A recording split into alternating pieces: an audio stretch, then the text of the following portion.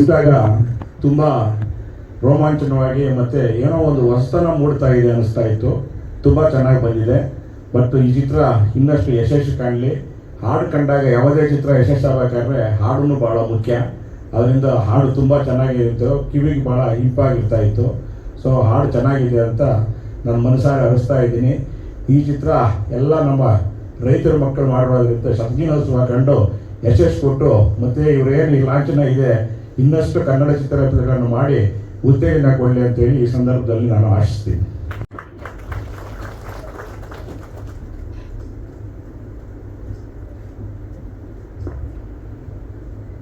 ಎಲ್ಲರಿಗೂ ನಮಸ್ಕಾರ.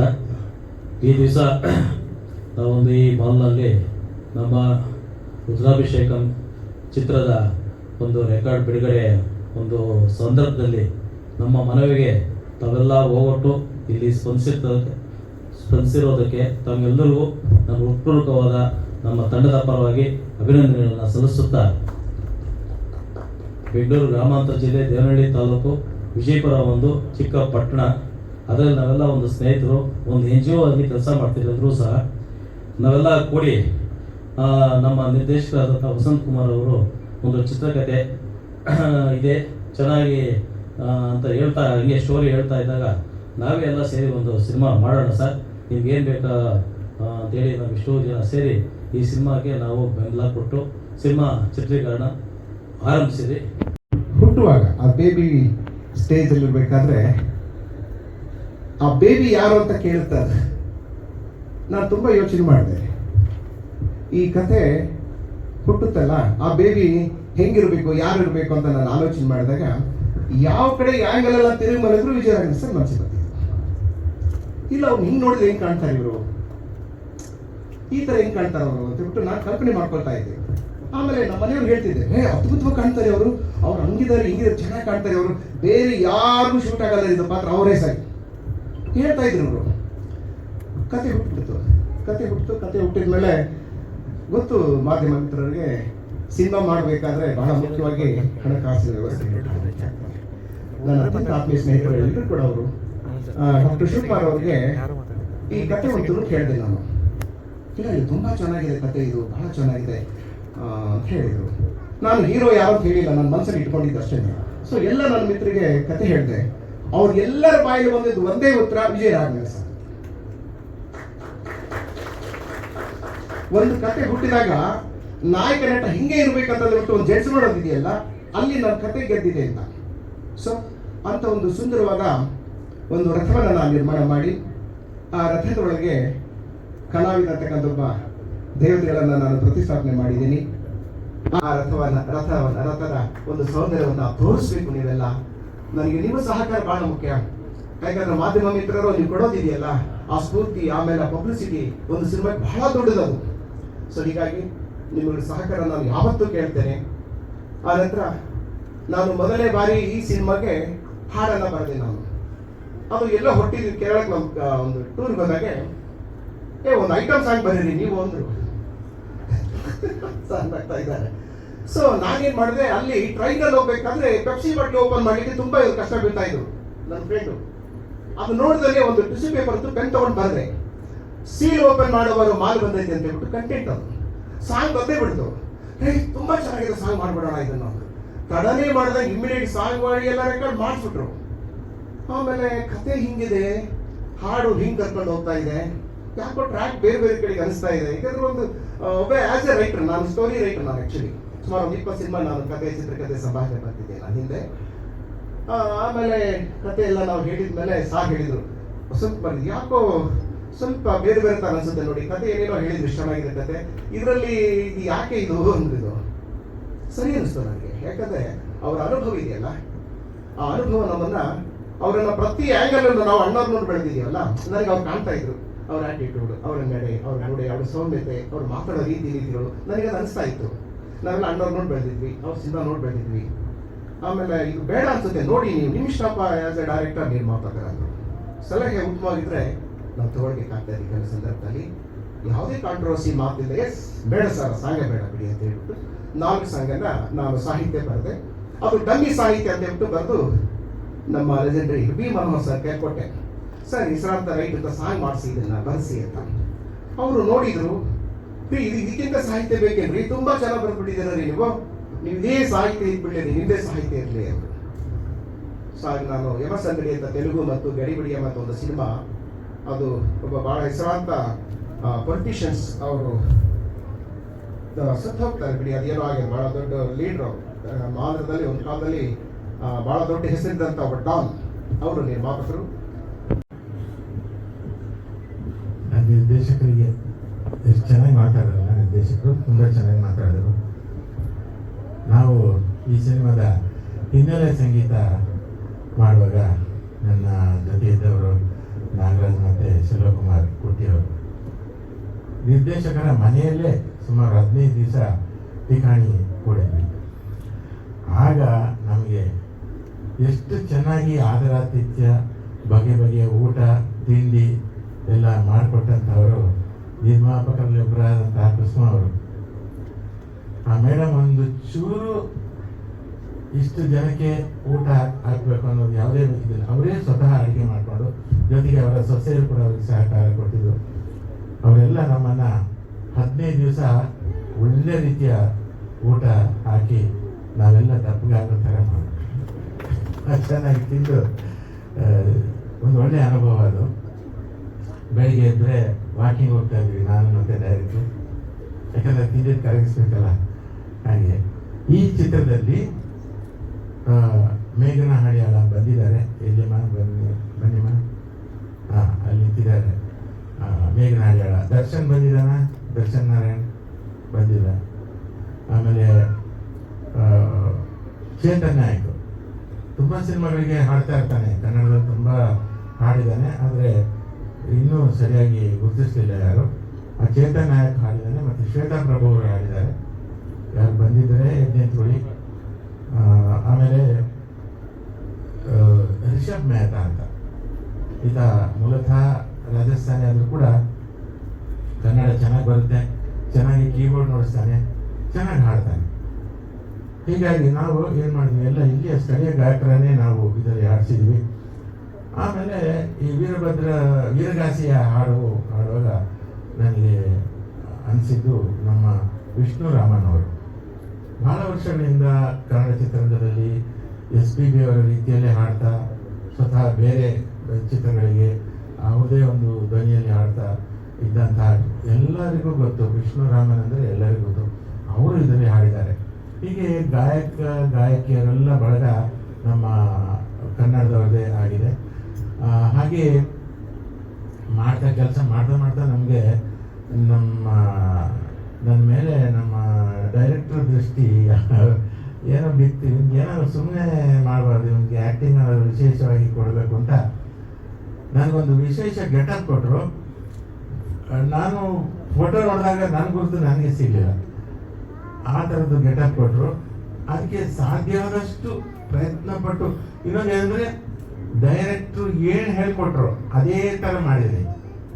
ಅದೇನಾದ್ರು ಚೆನ್ನಾಗಿಲ್ಲ ಅಂದರೆ ಡೈರೆಕ್ಟ್ ಆದರೆ ಹಾಗಾಗಿಲ್ಲ, ಅವ್ರು ತುಂಬ ಚೆನ್ನಾಗಿ. ಆಮೇಲೆ ಸ್ವತಃ ಡೈರೆಕ್ಟ್ರು ಒಂದು ಪಾತ್ರ ಮಾಡಿದ್ದಾರೆ, ಅದು ಕೂಡ ತುಂಬ ಚೆನ್ನಾಗಿ ಮಾಡಿದ್ದಾರೆ. ಒಬ್ಬ ಋಷಿಯ ಪಾತ್ರ ಮಾಡಿದ್ದಾರೆ ಅವರು, ಅವ್ರದ್ದು ಕೂಡ ಗುರ್ತು ಸಿಗಲ್ಲ. ಹೀಗೆ ನಾವು ಇದರಲ್ಲಿ ಏನಾದರೂ ವಿಶೇಷವಾಗಿ ಮಾಡಬೇಕು ಅಂತ ಡೈರೆಕ್ಟರ್ ಒಂದು ತುಳಿತ. ಇನ್ನೊಂದು ಡೈರೆಕ್ಟರ್ದು ಮತ್ತು ನಂದು ಪರಿಚಯ ಹೇಳ್ಬೇಕು ಅಂತಂದರೆ, ನಾನು ಕಾಶಿನಾಥ್ ಸರ್ಗೆ ಅಸಿಸ್ಟೆಂಟಾಗಿ ಕೆಲಸ ಮಾಡ್ತಿದ್ದಾಗ ನಮಗೆ ಪರ್ಮನೆಂಟಾಗಿ ಫೋಟೋಗ್ರಾಫರು ವಾಲಿ ಸಜ್ಜನರಾವ್ ಸರ್ಕಲಲ್ಲಿ, ನಿಮಗೆ ಹೆಚ್ಚಿನವ್ರಿಗೆ ಗೊತ್ತಿರಲಿಕ್ಕಿಲ್ಲ, ಅಲ್ಲಿ ಸಜ್ಜನರಾವ್ ಸರ್ಕಲಲ್ಲಿ ವಾಲಿ ಸ್ಟುಡಿಯೋ ಅಂದರೆ ಫೇಮಸ್ಸು. ನಮ್ಮದು ಅಡ್ಡ ಅದು, ಕಾಶಿ ಶಿಷ್ಯರೆಲ್ಲ ಹೋಗಿ ಅಲ್ಲಿ ಕೂತ್ಕೊಂಡು, ಯಾಕಂದರೆ ಅವರು ಫೋಟೋ ಪ್ರಿಂಟ್ ಹಾಕೋದು ಲೇಟು, ನಾವು ಹೋಗಿ ಕಾಯಬೇಕು, ದಿನಗಟ್ಟಲೆ ಕಾಯಬೇಕು.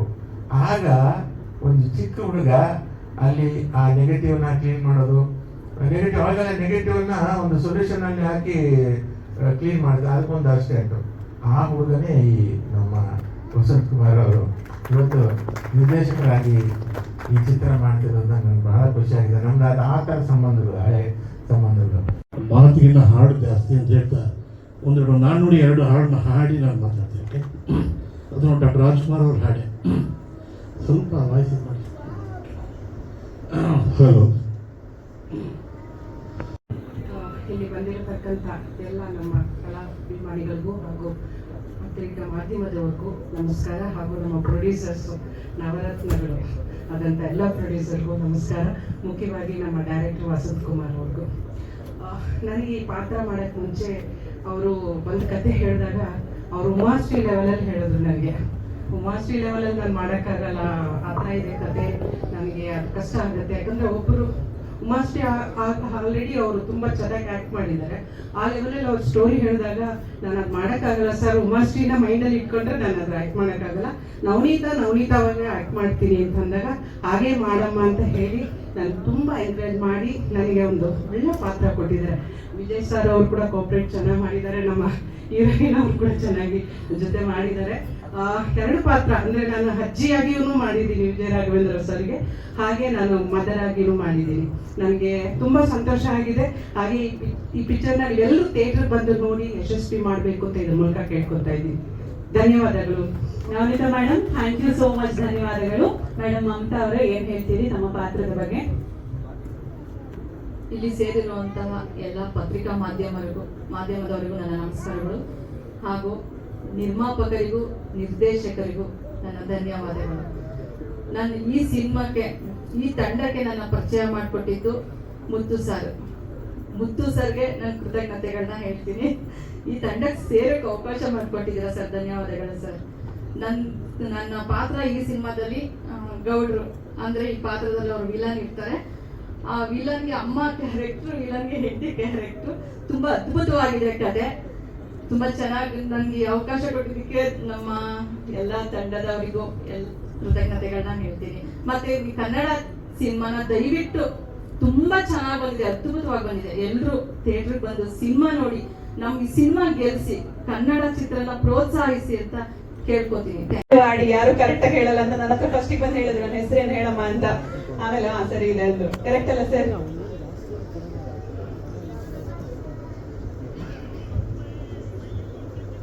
ಎಲ್ರಿಗೂ ನಮಸ್ಕಾರ.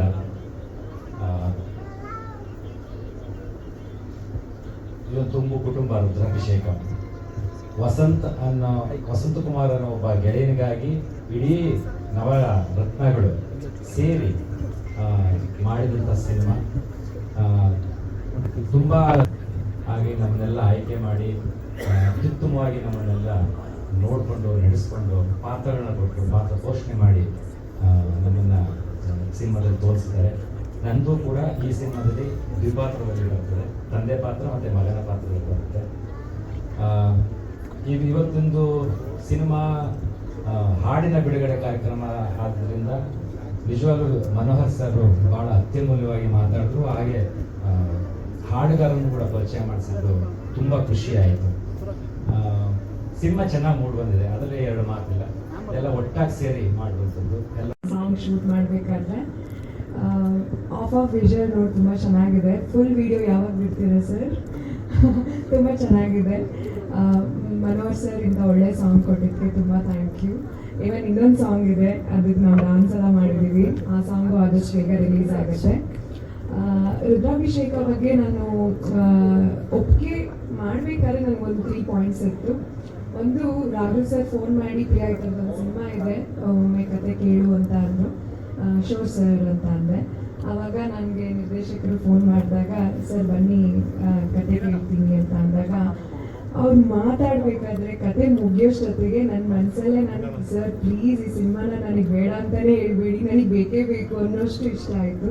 ಕಾರಣ ಈ ಸಿನಿಮಾದಲ್ಲಿ ಒಂದು, ನಾನು ಶಿವನ ಭಕ್ತೆ, ಶಿವನ ಬಗ್ಗೆ ತುಂಬ ವಿಷಯಗಳಿದೆ. ಎರಡನೇದು, ಎಲ್ಲ ಕಲಾವಿದರಿಗೂ ಸಿನಿಮಾ ಮಾಡಬೇಕಾದ್ರೆ ಒಂದು 4-5 ಸೀನಲ್ಲಿ ಬಂದ್ಬಿಟ್ರೆ ಸಾಕು ಅನಿಸುತ್ತೆ. ಬಟ್ ಕೆಲವೊಮ್ಮೆ ಫುಲ್ ಸಿನಿಮಾ ನಮಗೆ ಅವಕಾಶ ಸಿಕ್ಕಿದಾಗ ನಮ್ಮ ಪರ್ಫಾರ್ಮೆನ್ಸ್ನ ಆಡಿಯನ್ಸಿಗೆ ರೀಚ್ ಮಾಡೋಕ್ಕೆ ಒಂದು ಅವಕಾಶ ಸಿಗುತ್ತೆ. ಅದೇ ಕೇಳ್ಕೊಳ್ಳೋದು, ಹಾಗೇನೆ ಕೆಲಸ ಮಾಡ್ಬೋದು, ಕೆಲಸ ಮಾಡ್ತೀವಿ, ಆ್ಯಕ್ಟ್ ಮಾಡ್ತೀವಿ, ಪ್ರಮೋಟ್ ಮಾಡ್ತೀವಿ. ಆದರೆ ಅದೆಲ್ಲದ್ರ ಹಿಂದೆ ಒಳ್ಳೇದಾಗಲಿ ಇವ್ರಿಗೆ ಅನ್ನೋ ಉದ್ದೇಶ ಜೊತೆಗೆ ನೀವು ಬರ್ತಿರಲ್ಲ, ನನಗೆ ಅದು ಬಹಳ ಮುಖ್ಯ. ಹಾಗಾಗಿ ನಿಮ್ಮಿಂದ ನಮಗೆಲ್ರಿಗೂ ಒಳ್ಳೇದಾಗಲಿ ಅಂತ ನಾನು ಕೇಳ್ಕೊಳ್ತಾ ನನ್ನ ಮಾತನ್ನು ಮುಗಿಸ್ತೀನಿ. ಧನ್ಯವಾದಗಳು. ಮತ್ತೊಮ್ಮೆ ಹೇಳ್ತೀನಿ, ದಯವಿಟ್ಟು ಸ್ಟಾರ್ ಬೇಡ, ರಾಘು ಅಂತಲೇ ಕರೀರಿ, ನನಗೆ ಅದೇ ಪ್ರೀತಿ ಸರ್. ಹೌದು, ನನಗೆ ತುಂಬಾ ಚಾಲೆಂಜಿಂಗ್ ಆಗಿತ್ತು ಸರ್. ಅದು ಬಹಳ ಚಾಲೆಂಜ್. ವೀರಗಾಸೆ ನಾವೆಲ್ಲ ಯಾವ್ದಾದ್ರು ಹಬ್ಬದಲ್ಲಿ ಅಥವಾ ಯಾವ್ದಾದ್ರು ಒಂದು ಸಂದರ್ಭದಲ್ಲಿ ಜಾತ್ರೆಯಲ್ಲಿ ನೋಡಿರ್ತೀವಿ. ಇವಾಗ ನಾವು DKD ನಾವು ಕೂತ್ಕೊಂಡು ಕೂಡ ಅದನ್ನ ವೀರಗಾಸೆ ಪರ್ಫಾರ್ಮ್ ಮಾಡೋರು ಬರ್ತಾರೆ. ಆದ್ರೆ ಅಷ್ಟು ಮೇಕಪ್ ಅನ್ನ ಧರಿಸಿ ಅದನ್ನ ಪರ್ಫಾರ್ಮ್ ಮಾಡೋದಿದೆಯಲ್ಲ, ನಾನು ಆ ಸಂದರ್ಭನ ಆಕ್ಟಿಂಗ್ ಅಂತ ಹೇಳೋದಕ್ಕಿಂತ ಅದನ್ನ ಒಂದು ಪರ್ಫಾರ್ಮ್ ಅಂತ ಹೇಳೋದಕ್ಕೆ ನಾನು ಇಷ್ಟಪಡ್ತೀನಿ. ಯಾಕಂದ್ರೆ ಎಲ್ಲಾ ಕಲಾವಿದರ ಜೊತೆ ಕೆಲಸ ಮಾಡ್ಬೇಕಾದ್ರೆ ಅದ್ರ ಹಿಂದೆ ಅವ್ರಿಗಿದ್ದಂಥ ಒಂದು ಭಕ್ತಿ, ಅದ್ರ ಹಿಂದೆ ಅವ್ರಿಗಿರೋ ಒಂದು ಅಗಾಢವಾದ ನಂಬಿಕೆ ಭಗವಂತನ ಮೇಲೆ. ಏನಾಯ್ತು ಅಂದ್ರೆ ಆಕ್ಚುಲಿ ನಾವು ಒಂದು ಫಸ್ಟ್ ಸಿನಿಮಾ ಆ ಪರ್ಟಿಕ್ಯುಲರ್ ಪೋರ್ಷನ್ ಶೂಟ್ ಮಾಡ್ಬೇಕಾದ್ರೆ ಮೇಕಪ್ ಎಲ್ಲ ಹಾಕಿದ್ರು, ಕಿರೀಟ ಹಾಕಿದ್ರು, ನಾನು ಸೀದಾ ಶಾರ್ಟ್ ಹೋದೆ.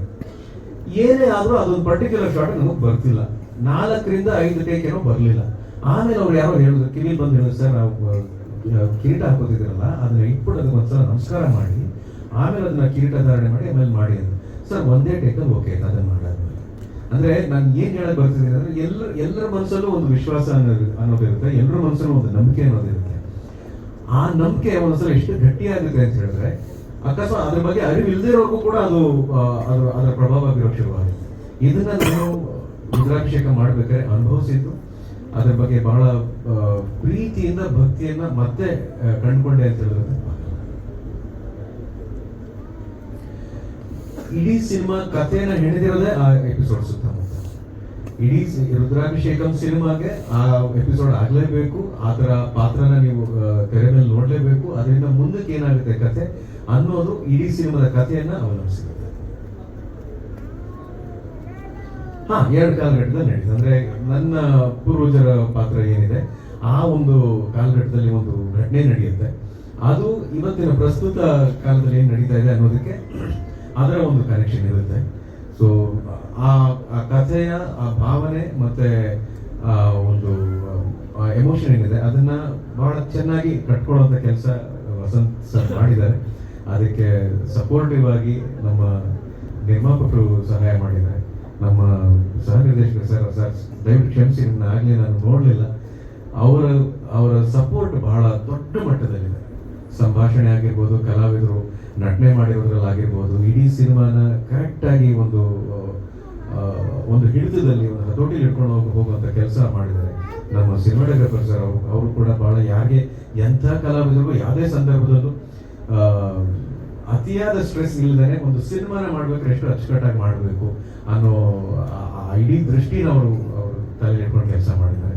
ಸೊ ಮತ್ತೊಮ್ಮೆ ನಿಮಗೆಲ್ಲರೂ ಕೂಡ ಧನ್ಯವಾದ. ನಿಮ್ಮ ಪ್ರೋತ್ಸಾಹ, ಪ್ರೀತಿ ನಮ್ಮ ಮೇಲೆ ಸದಾ ಇರಲಿ. ಜೈ ಹಿಂದ್, ಜೈ ಹಿಂದ್. ಕಥೆಗೆ ತುಂಬಾ ಬೇನ್ ಪಿಲ್ಲರ್ ಆಗಿರ್ತೀರಾ. ಗೆಟಪ್ ನ ನೀವು ಚಾಯ್ಸ್ ಮಾಡ್ಕೊಳ್ಳಿ ಅಂದ್ರು. ನನಗೊಂದು ತುಂಬಾ ಇಷ್ಟವಾದ ಒಂದು ಗೆಟಪ್ ಇತ್ತು, ಅದನ್ನು ಕೊಟ್ಟಿದ್ದೀರಾ. Thank you sir. ಆಮೇಲೆ ನಮ್ಮ ವಿಜಯ ರಾಘವೇಂದ್ರ ಸರ್ ಬಗ್ಗೆ ನಾವು ಹೇಳಲೇಬೇಕು ಸರ್. ಒಂದು 10 ವರ್ಷ ಕೆಳಗಡೆ ನಿಮ್ದು ಅಭಿಮಾನಿಗಳ ಸಂಘ ಅಂತೇಳಿ ನಾವು ಮಾಡಿದ್ವಿ ಸರ್. ನಾನು ಅದನ್ನ ಶೂಟಿಂಗ್ ಟೈಮಲ್ಲಿ ಹೇಳಿರ್ಲಿಲ್ಲ. ಹಿರಿಯೂರಲ್ಲಿ ಸುಮಾರು ಒಂದು 15ರಿಂದ 20,000 ಜನ ಸೇರ್ಕೊಂಡು ಪೊಲೀಸ್ ಪೇಟೆ ಪ್ರಸನ್ನ ಹಾಗೆ ನಾನು ಇದ್ದೆ. ನಾನು ನಿಮ್ಮ ಅಭಿಮಾನಿ. ಒಂದು 15ರಿಂದ 20,000 ಜನ ಸೇರ್ಕೊಂಡು ನಿಮ್ಮ ಸಂಘನ ಸ್ಟಾರ್ಟ್ ಮಾಡಿದ್ದೀವಿ. ಆಕ್ಚುಲಿ ಇವತ್ತು ತುಂಬಾ ಖುಷಿಯಾಗಿದೆ ಏನಂದ್ರೆ ಯಾರೋ ನ್ಯಾಚುರಲ್ ಸ್ಟಾರ್ ಅಂತ ಹೇಳ್ಬಿಟ್ಟು ಹೇಳಿದ್ರು.